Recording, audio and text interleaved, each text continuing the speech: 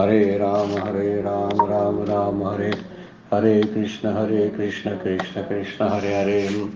ब्रह्मानंदं परमसुखदं केवलं ज्ञानमूर्तिं द्वन्द्वातीतं गगनसदृशं तत्त्वमस्यादिलक्ष्यम् एकं नित्यं विमलं वचलं सर्वधी साक्षिभूतं भावातीतं त्रिगुणरहितं सद्गुरुं तं नमामि सद्गुरु शान्तं सच्चिदानन्दविग्रहं पूर्णब्रह्मपरानन्दैशम् आनन्दीवल्लभं सद्गुरु सच्चिदानन्दं केवलं करुणाकरं ज्ञानयोगेश्वरं वन्दे ज्ञानदेवा पुनः पुनः.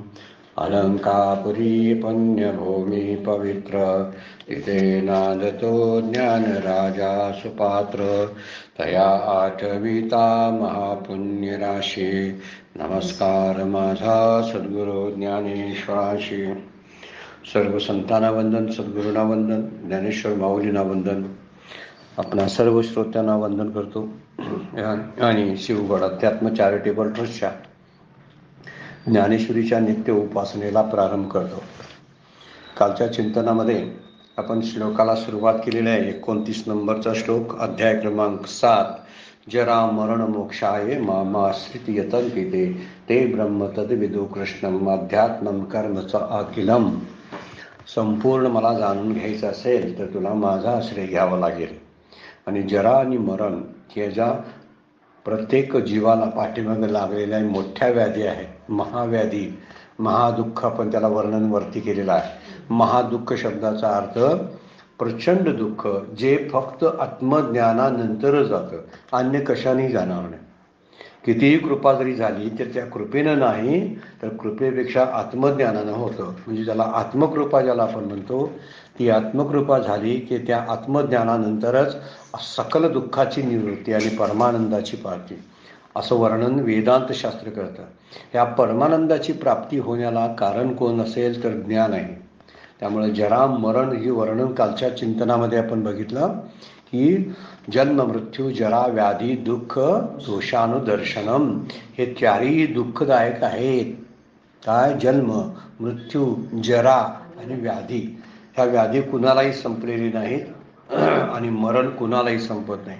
ज्याने शरीर धारण केलं त्याला रोगाला सामोरं जावं लागतं. ज्यानं शरीर धारण केलं त्याला मरावं लागतं.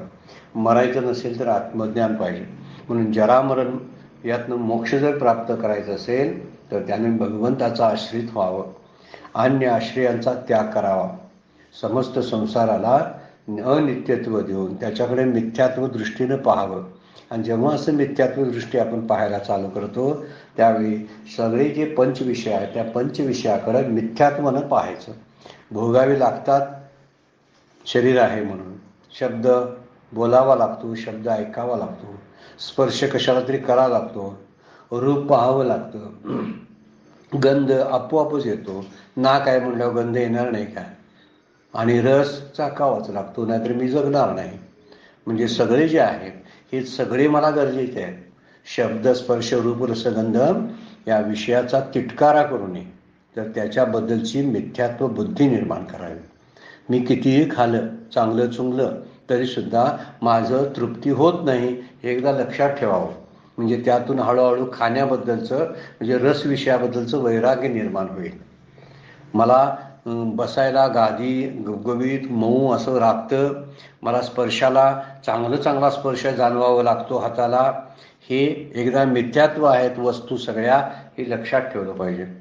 शब्द हा जो आहे, जो ऐकतो आपण, जो बोलतो, हा अगदी वाऱ्यासारखा आहे. त्यामुळे त्याला केवढं महत्त्व द्यावं हे ठरवलं पाहिजे. म्हणजे आपण मान अपमान निंदास्तुती यातून आपोआप हळूहळू मुक्त होऊ. पाहायच्या वस्तू आहेत, पाहणारी वस्तू नाशिवंत आहेत. सगळे विषय जे आहेत ते नाशिवंत आहेत, सातिशी आहेत, तृप्त न करणारे आहेत, पराधीन आहेत. असं त्यांच्याकडं दुःख दोषानं पाहावं.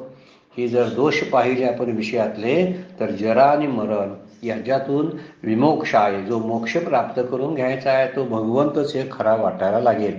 जोपर्यंत भगवंतच खरा आणि इतर जो पसारा सगळा जो आहे तो मिथ्या आहे असं वाटायला लागत नाही तोपर्यंत आपण साधना करत राहिलं पाहिजे. त्या साधनेला फळ येतं असं माऊली म्हणतात ना, तया तो प्रयत्नाची एके वेळे मग समग्र परब्रह्म फळे जया पिकली या रसगळे पूर्णतेचा.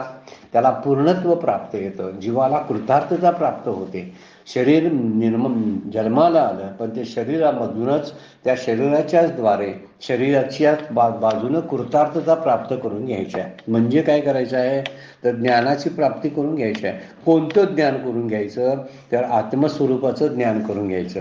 ज्ञान आणि परत वृत्तीज्ञान येतं. म्हणजे जे होणारं जे ज्ञान असतं ते होणारं ज्ञान हे वृत्तीज्ञान असतं आणि असणारं जे ज्ञान असतं ते आपलं आत्मज्ञान असतं.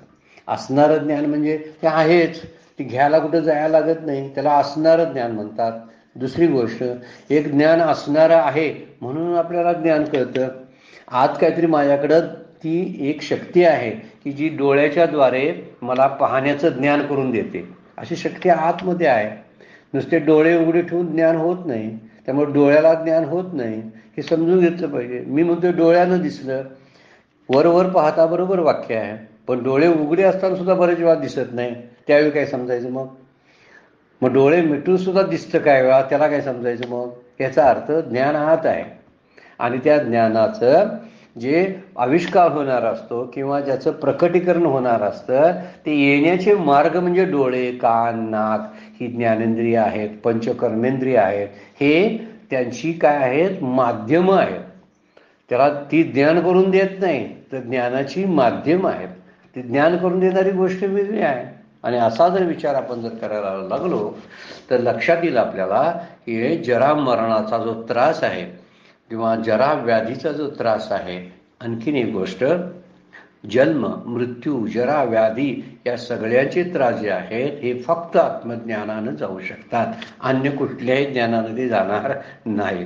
त्यामुळं प्रपंचाची ज्ञानं किती जरी असली तर त्याचा उपयोग होत नाही. माऊली म्हणतात या सगळ्या साधनेला, आपण जी साधना करत असतो त्या साधनेला एक फळ प्राप्त होतं आणि तो फळ म्हणजे आनंद.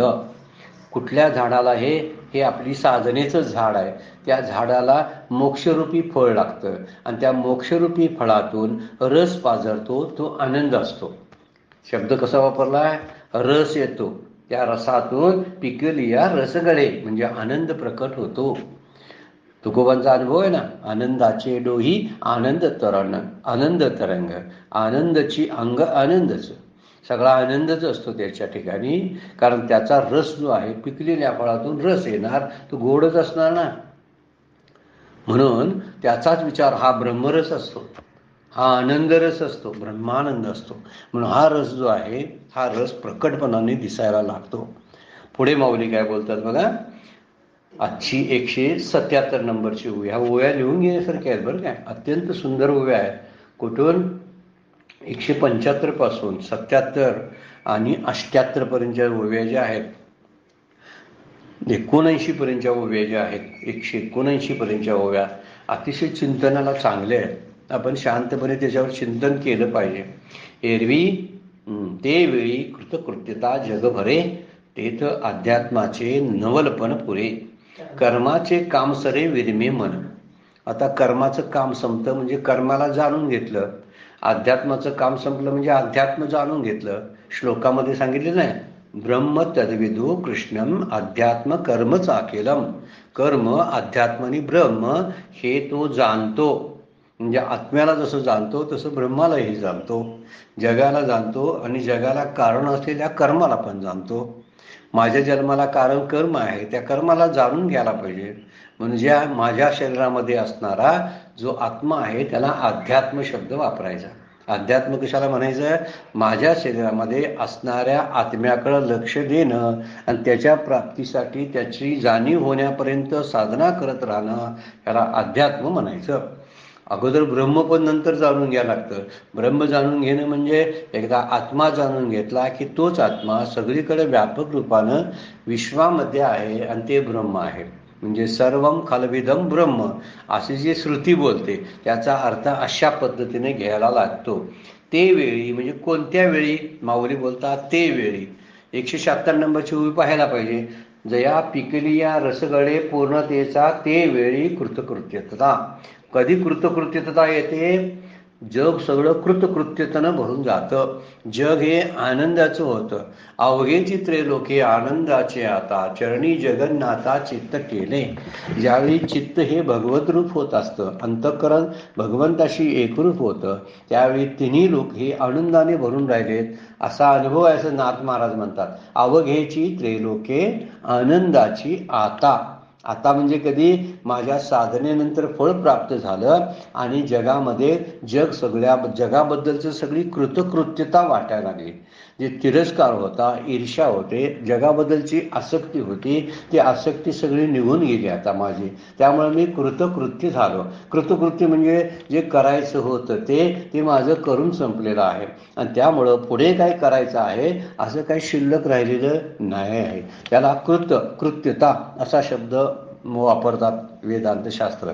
कृतकृत्यता अर्थ कृतार्थता प्राप्त होत असते आणि ही कृतार्थता अनुभवायला ते फळ आहे ते पिकून त्याचा रसच चाकावा लागतो. तो रस जर वासना निमाली तयाची म्हणतात. ब्रह्मरस गोडी जयाची फावली वासना निमाली तयाची. तुकाराम महाराजांचा अभंग आहे. एखादा शब्द माझा चुकला असेल माझी, पण अर्थ तो आहे. ब्रह्मरस गोडी जयाशी फावली. त्याला ब्रह्मरसाची गोडी प्राप्त झाली ना, वासना निमाली तयाची म्हणतात तुकाराम महाराज. त्याला कृतकृत्यताच प्राप्त होते आणि कृत्यार्थता प्राप्त व्हायला वासनाचाच क्षय व्हायला लागतो, इंद्रियांच्यावरती जय व्हायला लागतो. म्हणजे मग सगळीकडे आनंदाची सृष्टी होते ना. आनंदाची सृष्टी व्हायला जग हे कृतकृत्य वाटायला, जगामध्ये माझं घेणं देणं काय नाही, माझी कर्म सगळी संपली. जग म्हणजे कर्माचं अधिष्ठान आहे, लक्षात ठेवायचं. माझं अंतःकरण हे अध्यात्म आहे हे लक्षात ठेवलं पाहिजे. आणि सगळं विश्व मी आणि सगळं विश्व जे भरून आहे ते तिन्ही लोक, सगळे लोक, किती लोक असतील ते काय होतात? ते ब्रह्म म्हणजे मीच आहे. मी सगळीकडे व्यापून आहे असा अनुभव जसा भगवंताचा आहे किंवा आत्मस्वरूपाचा, तो अनुभवच माझाच असायला पाहिजे. म्हणजे कृतकृत्यता येते. ते वेळी कृतकृत्यता जगभरे इथं अध्यात्माचे नवलपण पुरे. त्यावेळी सगळीकडं कृतार्थतेच्या आनंदाने सर्व जग भरून जातं. म्हणजे शरीर, जग, वस्तू यांच्याबद्दल असणारा तिरस्कार संपून जातो आणि सगळी दृष्टी प्रेममय व्हायला लागते. सगळीकडे बघायला लागलं तर प्रेमच पाजरायला लागतं. ही सगळी माझी भावंड आहेत, हे माझे सगळे जग जे आहे ते नातलग आहेत. त्यामध्ये सगळे जे प्राणी आहेत, सगळे म्हणून प्राणी बरं काय, चर आणि अचर जे ज्या वस्तू आहेत, जे प्राणी आहेत ती सगळी माझीच रूप आहेत. तुका म्हणे एका देहाचे अवयव असं तुकाराम महाराज म्हणतात. त्याचा अर्थ असा होतो, सगळी जग हे एकाच देहाचे अवयव असे असं वाटायला लागतात. जगात जरी कुठंतरी काहीतरी वाईट घडलं तर त्याची आतमध्ये दुःख वाटायला लागतं. संतांना कळवळा कशाचा येतोय सांगा, कशामुळे येतोय सांगा? सगळ्या जीवाबद्दल का दया येते? याचं कारण त्याला स्वतःला त्यांच्या ठिकाणी कल्पना केलेली असते. तुका म्हणे जे जे भेटे ते वाटे मी ऐशे. तुकाराम महाराज म्हणतात, मला जी माणसं भेटतात ना ती मीच आहेत असं वाटतंय, दुसरं कोण मला भेटत नाही. दुसरं कोण भेटत नाही कारण का? त्यानं स्वतःला त्यांच्यामध्ये मिसळून टाकलेलं असते. म्हणून मग दुसरं कसं भेटेल सांगा बघू? दुसरं भेटायला द्वैत असायला पाहिजे, दुसरं दिसायला भेद असायला पाहिजे. पण भेद तरी संपून जातो ना इथं. म्हणून जग हे कर्माचं मूळ अधिष्ठान आहे. कर्माचं जगाकडे पाहताना कर्मच दिसतात. हे करायला पाहिजे, ते करायला पाहिजे, हे जगाकडे पाहूनच कळत असतं, शरीराकडे पाहूनच करत असतं. म्हणून शरीर, जग, वस्तू यांच्याबद्दल तिरस्कार निघून जातो. जग म्हणजे जगातले सगळे प्राणी, वस्तू म्हणजे सगळे जगातल्या सगळ्या वस्तू आणि आपलं शरीर यांच्याबद्दलचा तिरस्कार निघून जातो. हे शरीर टाकावं होय असं वाटत नाही. अगोदर वाटत होतं शरीर दुःखाचं कोठार, रोगाचं भांडार, दुर्गंधाची थार, शरीर अपवित्र शरीर ऐशे नाही, अपवित्र शरीर ऐशे. शरीरासारखं अपवित्र दुसरं काही नाही. ही जी वागणूक होती ती पुढे जाऊन बदलली. शरीर उत्तम चांगले, शरीर सुखाचे घोसले. तुकाराम महाराज 2 पद्धतीनं आपल्याला शरीराचं महात्म्य आणि शरीराची मर्यादा सांगतात. आपण मर्यादा आणि त्याचं मूल्य दोन्हीही जाणून घ्यावं. जगाबद्दल सुद्धा कुठलेही हेवे दावे, दुष्टपणा कुठलाही शिल्लक राहिला नाही, कारण जग माझ्यापेक्षा वेगळं राहिलं नाही असा त्याचा अनुभव असतो. आनंदले मन प्रेमे पाझरती लोचन.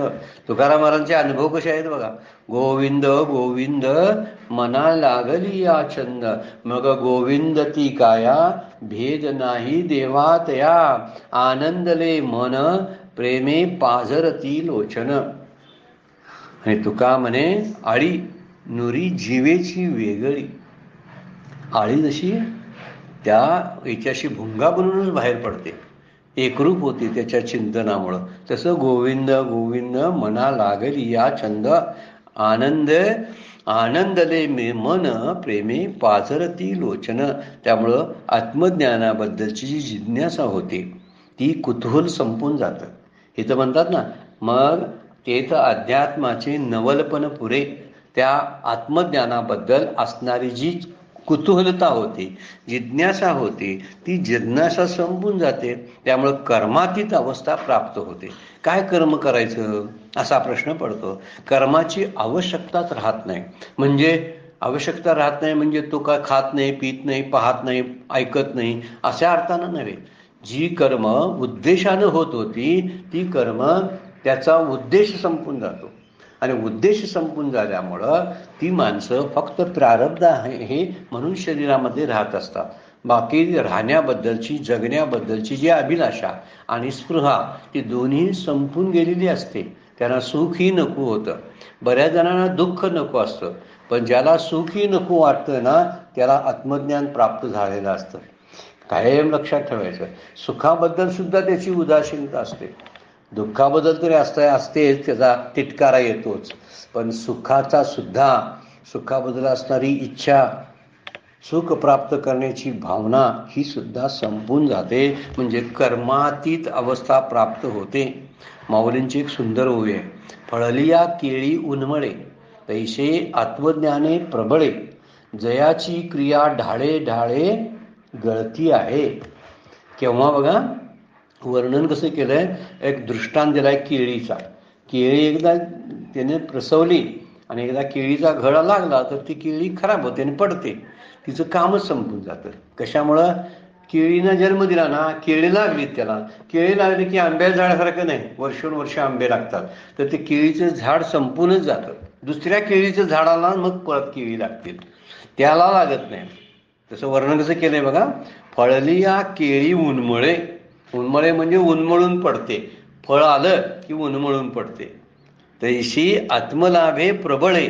जेव्हा आत्मलाभ होतो तेव्हा जयाची क्रिया ढाळे ढाळे, ज्याची कर्म क्रिया हळूहळू गळती आहे, संपून जातात. इथं काय म्हणतात माऊली? कर्माचे काम सरे विरमे मन. तीन गोष्टी इथं सांगितलेल्या बघा. 3 नाही, 4 तुकड्यामध्ये 4 सांगितले. एक, कृतकृत्यतेनं जग भरून राहतं. अध्यात्म म्हणजे आत्मज्ञानाची कुतूहलता संपते. नंतर कर्म करायचे कुठलंही आवश्यकता, त्याला आपण गरज म्हणतो, ती गरज संपून जाते आणि मन शांत होतं.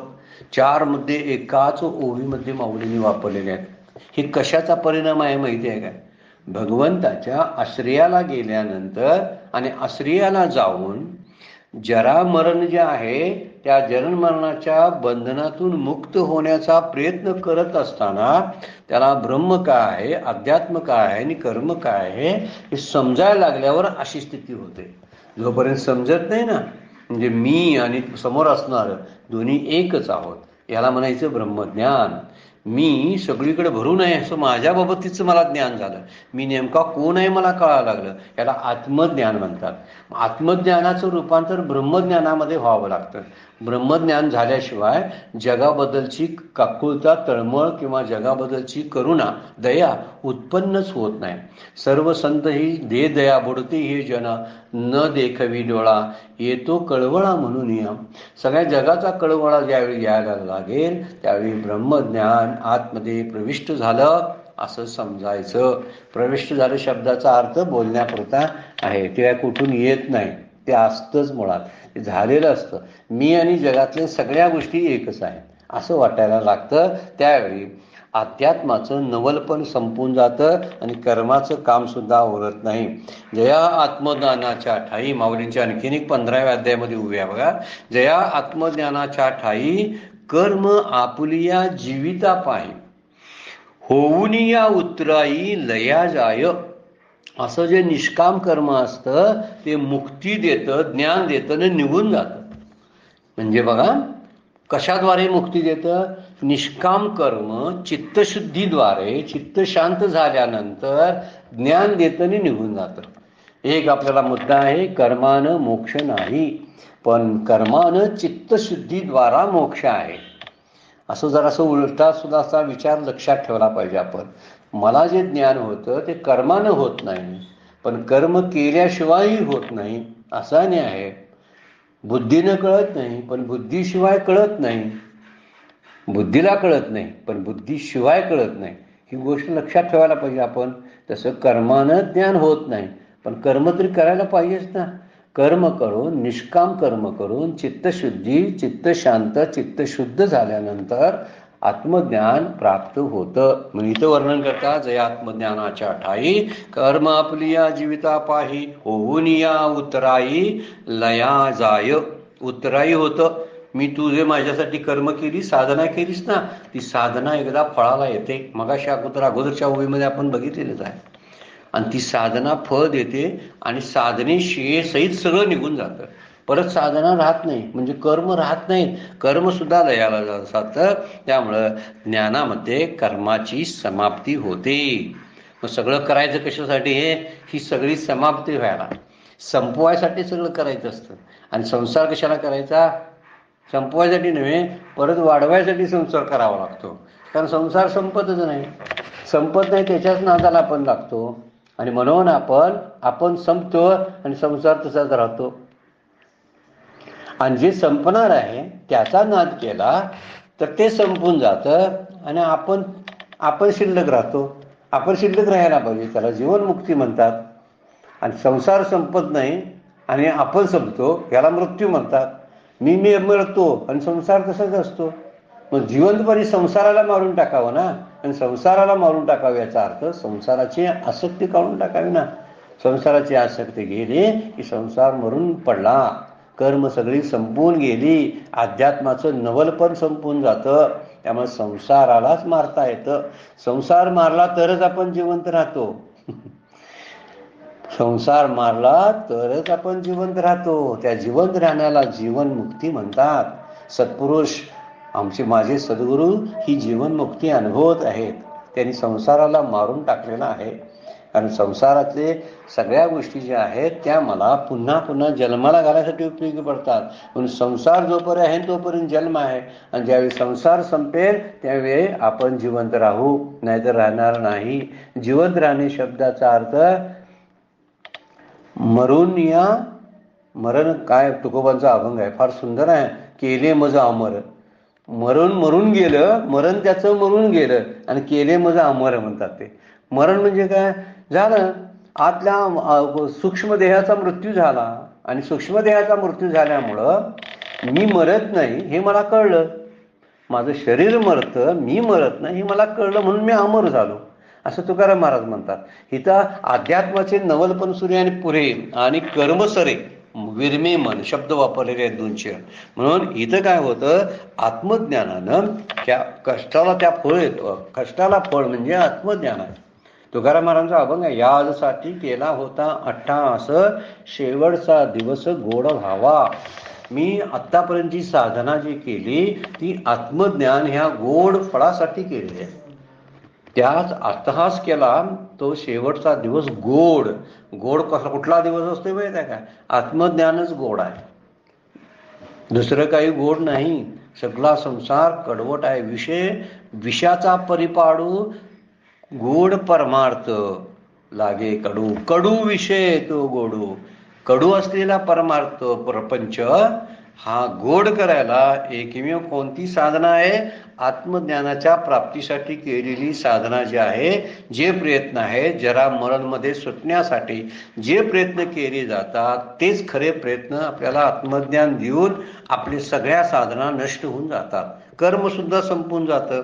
कारण आत्मज्ञानानेच कर्तृत्व भ्रम, देहभ्रम भ्रांती जी असते ती निघून जाते. आणि म्हणूनच तुकाराम म्हणतात ना, आता निश्चिंतीने पावलो विसावा, खुंटली या धावा तृष्णेची. मला धावायला जागाच राहिली नाही, म्हणजे माझी कर्म संपली. जे करायचं होतं ते केलं आणि जे करायचं नव्हतं ते काय करायचंच नाही. जे माझं सगळं संपून गेलं. जे करायचं आहे ते, जे करायला लागणार होतं ते, जे केलेलं आहे ते सगळं संपून जातं. आणि त्यामुळं कर्माचं काय होतं, कर्माचे काम सरे, कर्म शिल्लकच राहत नाही, कर्म संपून जात असतं. म्हणून इथं होतं. आणि शेवट कसा होतो, मन विरमे, मन शांत होतं. मनाचा लय होऊन चिरंतन शांती प्राप्त होते. तुका म्हणे मन मुरे मग जे उरे तेची तू. तुकाराम महाराज लगेच बोलतात बघा, तुका म्हणे मन मुरे, ज्यावेळी मन मूर्त ना, विरमे मन मग जे उरे तेची तू, ते तूच असतोस. म्हणजे तेच ज्ञान आहे. ज्यावेळी मन मूर्त ना आणि कर्म संपतं, त्यावेळी अध्यात्मही राहत नाही आणि साधनाही राहत नाही. अध्यात्मासाठी प्राप्तीसाठी ज्या केलेल्या साधना सुद्धा कौतुक वाटे झाली या वेचाचे, नाव मंगळाचे येणे गुणे. तुकाराम महाराज म्हणतात झालं त्याचं आता कौतुक वाटते. का, ते आता आठवत पण नाही काय काय केलं या प्राप्तीसाठी, ते आता आठवत नाही. म्हणून कौतुक वाटते त्याचं, झाली या वेचाचे. मी जो त्रास भोगला ना साधना करताना, कष्ट घेतले, त्या कष्टाचं आता चीज झालं. त्यामुळे कष्ट कशी वाटतात, कष्ट सुद्धा आता क्लेशकारक वाटत नाहीत, बरी वाटतात. हा, हे मी कष्ट केलं होतं. पहाटे पहाटे उठायचा, आंघोळ करायची, मग ती बसायचं, माझी मांडीत पण मुंग्या यायच्या, पायात मुंग्या यायच्या, पण तरी सुद्धा त्या कष्टाला हे फळ आलं.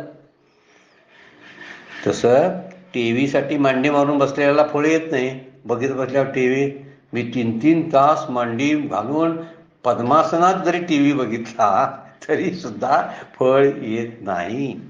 फळ येतं हे नामचिंतनानं, ध्यान अभ्यासानं आणि तत्वाच्या अभ्यासानंच आपल्याला मनाचा लय होऊ शकतो. तुका म्हणे मन मुरे मग जे उरे तेची ते. कारण काय होतं, कर्माला प्रेरणा कोण देत असतं माहिती आहे, मनच देत असतं. सुखी दुःखी म्हणायला कोण लावत असतं, मनच लावत असतं. मान अपमान कुणाला कळतात सांगा, मनालाच कळतात. आता मान अपमान कळून घेणारं मन संपलं, सुखदुःखाच्या जाणीवा देणारं मन संपलं, आणि तू कर, आता हे कर, तू आता ते कर, तुला हे करायलाच पाहिजे, ते तुला करायला नको, अशी प्रेरणा देणारं जे मन होतं ते पण संपलं. आता कर्माला प्रेरणा देणारं मन संपल्यामुळं कर्म संपले. सुखदुःखाची जाणीव देणारे जे मन होतं ते मन गेल्यामुळं सुखदुःख अनुभवाला येत नाहीत.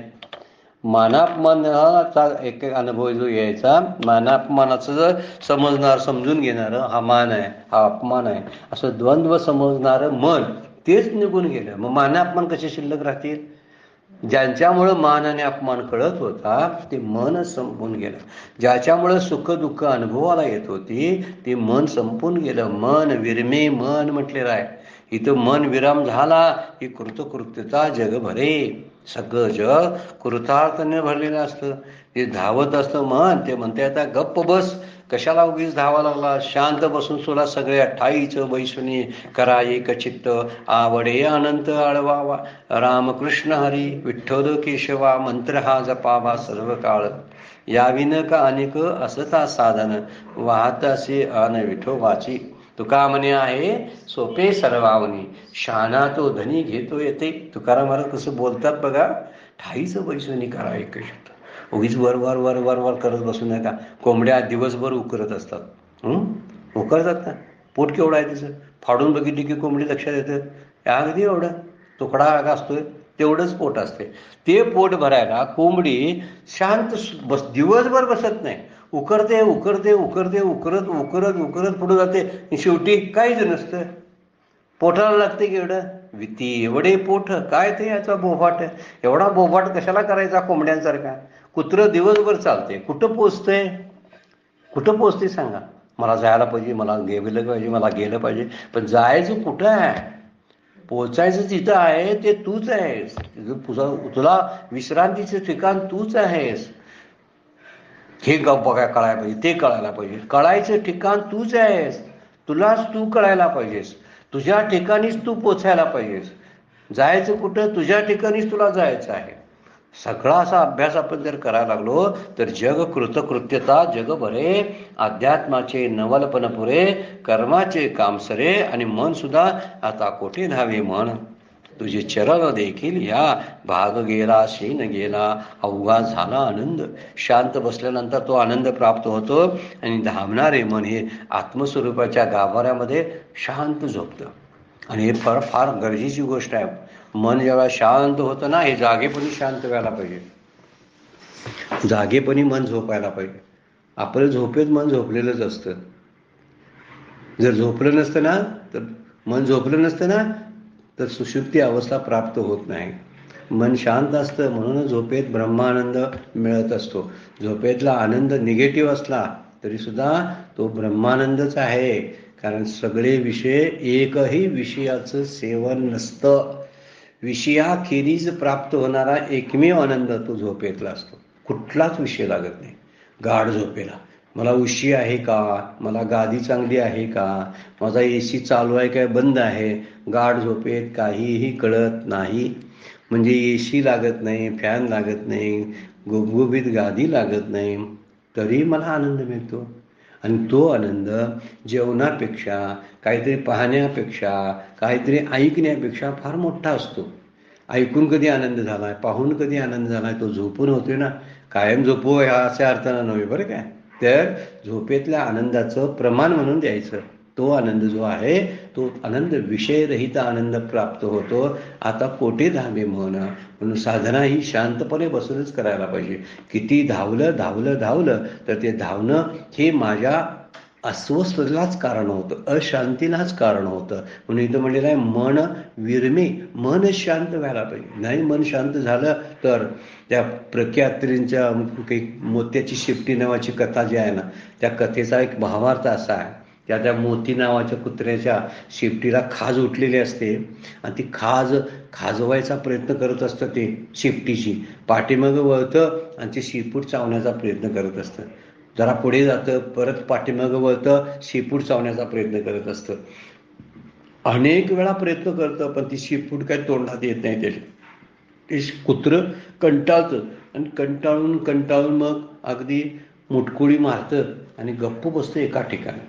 आणि बसल्यानंतर ती शेपूट बरोबर त्याच्या तोंडातच येते. त्याला वाटते मगापासून आपण ही शेपूट पकडण्याचा प्रयत्न करत होतो, किती त्रास घेतला मी ही शेपूट पकडण्याचा, पण मला शेपूट तोंडात घेता आली नाही, ती खाज भागवता आली नाही. परंतु मी बसल्यानंतर ही शेपूट तोंडात येते मला कळलं नव्हतं. हे धावल्यानंतर, विश्रांती घेतल्यानंतर मला कळलं. ही धावल्यानंतरची जी विश्रांती आहे, कशातच काय रस नाही.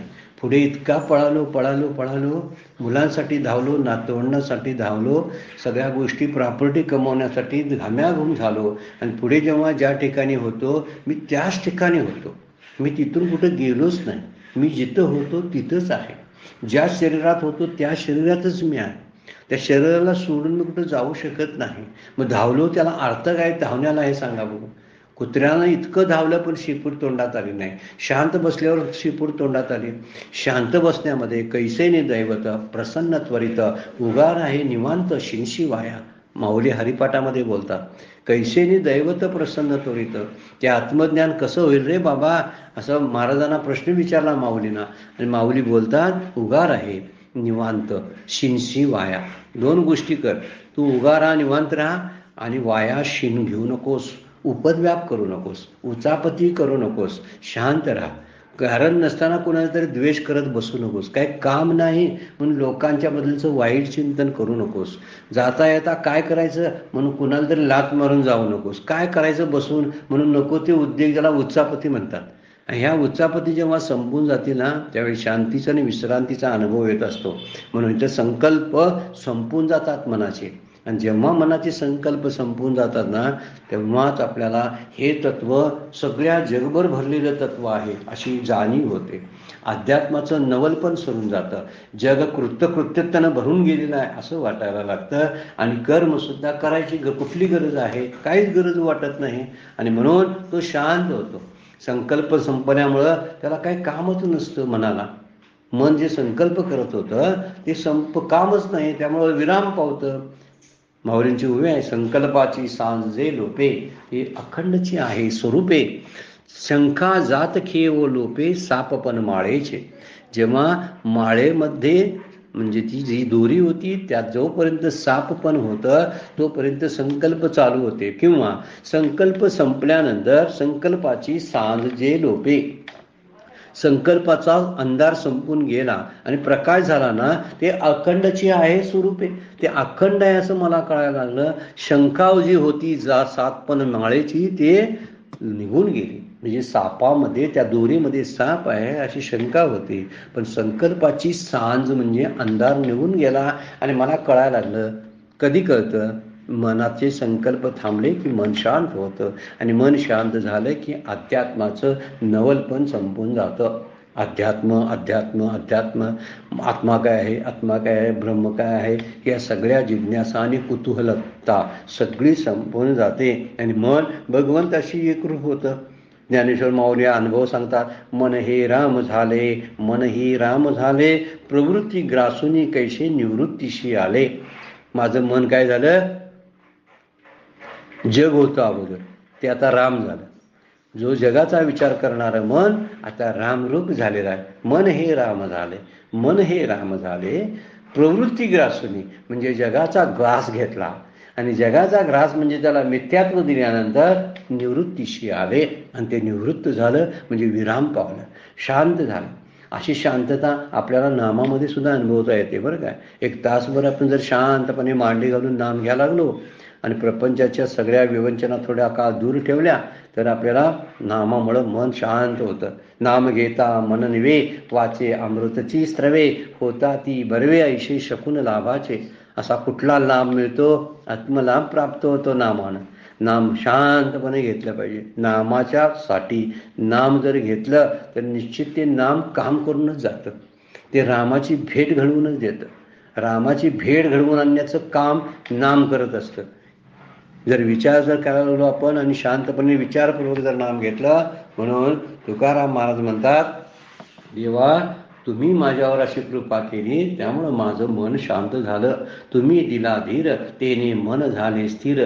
कसे तुकाराम महाराज बोलतात बघा, तुम्ही दिला धीर. धीर कसला दिला, अरे खोटाड आहे, कशाला त्याच्या नादाला लागतोस, सगळं मिथ्या आहे, रडत बसू नकोस आणि ती चिंतेतून बाहेर पड.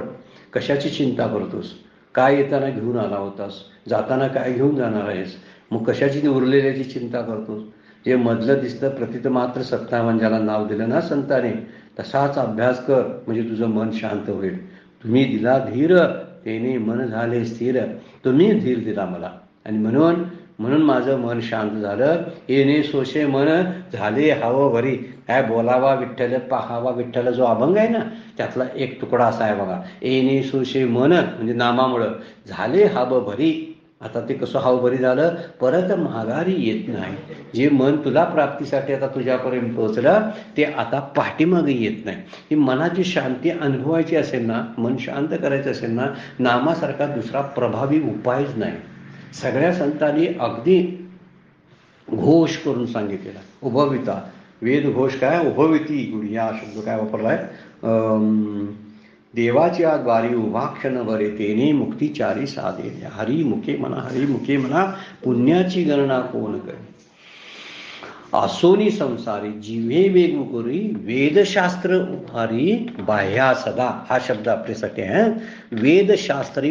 वेदशास्त्र उभारे बाह्या सदा म्हणजे वरती हात उंचावून करून सांगतात हरिमुखे म्हणा. माऊलींचा हरिपाठातला पहिलाच अभंग आहे की देवाच्या दारी उभा क्षण भरी. अरे जरा क्षणभर तरी शांत हो, अगदी थोडा तरी वेळ भगवंतासाठी दे, म्हणजे तुझं मन शांत होईल. आणि शांत मनानं प्रपंच कर. मुद्दा काय आहे बघा, या आध्यात्मिक साधनेनं तुझं एकदा मन शांत कर आणि शांत झाल्यानंतर प्रपंचाला लाग. तू मुळात अशांत आहेस आणि अशांत होऊन प्रपंच करतो, म्हणून प्रपंचातल्या आनंदाचा आणि तृप्तीचा तुला अनुभवच येत नाही. आहे बरं काय त्यामध्ये, जर काय नको म्हटलं आणि आहे ते पुरे म्हटलं की आनंदाला सुरुवात होते. माझं पुरे पण संपतच नाही ना. म्हणून इथं नवल पण पुरे म्हणलेलं आहे. म्हणून हितं वर्णन करता येणे सोशे मन याच्या नादामुळं, म्हणजे विठ्ठला तुझ्या नामाच्या नादामुळं माझं मन हवबरी म्हणजे हवरट बनलं. कुणासाठी हवरट बनलं? तुझ्या प्राप्तीसाठी. ते परत माघारीच येत नाही. इतकं हवरट झालंय की तुला प्राप्त करून तुझ्याशी एकरूप झालं. मन हे राम झाले, तुझ्याशीच एकरूप झालं. आता परत येत नाही. आता त्या लोण्याचा परत दही ताक होत नाही, दूध होत नाही, किंवा त्या साखरेचं परत आता रस नाही, परत ऊस होत नाही. का? झालं ना एकदा. पहिली प्रक्रिया होती, गोड रस निघालाच त्याचा शेवटी. शेवटी एकदा पिकलेल्या फळाचं परत कच्चं फळ कसं होईल सांगा बघू? काही होत नाही. तर त्याचा अर्थ असा होतो की मन हे शांत होतं. अतिशय सुंदर उभी आहे बरं काय चिंतनासाठी. आपण परत आणि त्याचं चिंतन तुम्ही आपण घरी आणि शांतपणे करा. समोर जर ज्ञानेश्वरी असेल तर चिंतनाला त्याचा उपयोग जास्त होतो. पण खरंच बघा, कुठे बाहेर जाऊन आपण ऐकत असू ना, तर ऐकल्यानंतर परत त्या ज्ञानेश्वरीच्या ओवीजवळ आलो पाहिजे आपण. ही 176-77 नंबरच्या ओव्या ज्या आहेत त्या वेळी कृतकृत्यता जग भरे, ते तर अध्यात्माचे नमलपन सरे, कर्माचे काम सरे, विरमे मन. ही 177 नंबरची ओवी आपल्याला खूप काही सांगून जाते. आपण चिंतन करायचं. वेळ संपलेल्या आहे, थांबूया. आजची सेवा सद्गुरूंच्या चरणी, भगवान ज्ञानेश्वरांच्या चरणी अर्पण करून विराम घेऊया. पुंडलिक वरदारी विठ्ठल श्री ज्ञानदेव तुकाराम.